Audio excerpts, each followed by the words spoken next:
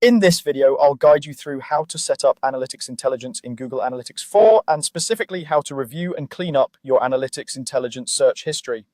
This is useful if you share access to your property with a team or if you simply want more control over the questions and queries stored in your account. To follow along, make sure you're already signed into your Google account and that you have access to the Google Analytics 4 property you want to work with. You'll also need at least editor or admin level permissions to see and manage these settings. Let's start by opening Google Analytics in your browser. Go to analytics.google.com. If you have more than one account or property, you might first land on an overview screen. In that case, choose the account and then the GA4 property where you want to manage Analytics Intelligence. Take a moment to double check that you're in the right property because any changes you make will apply only to the one currently selected. Once your GA4 property is open, look down to the lower left corner of the screen. You'll see a gear icon labeled Admin.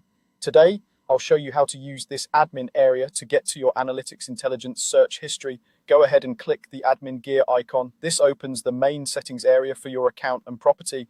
On the admin page, you'll see two main columns, one for account settings on the left and one for property settings on the right. Focus on the property column because Analytics Intelligence settings live there.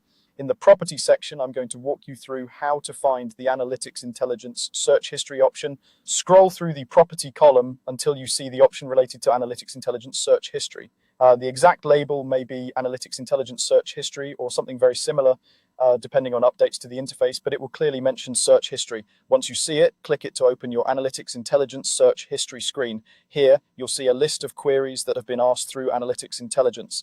These queries come from using the search bar at the top of Google Analytics, where you can type natural language questions like, how many users did I have last week? Or which country drove the most conversions? Over time, this list can build up, especially on busy properties. On this screen, you can select a query you want to manage. I'll show you the easiest way to work with these. Look through the list and find any query you no longer want stored or that you want to remove for clarity or privacy. Click to select the query. In most cases, you can check a box next to it or the row will highlight when it's selected. You can select a single query or multiple queries if you want to clean up several at once.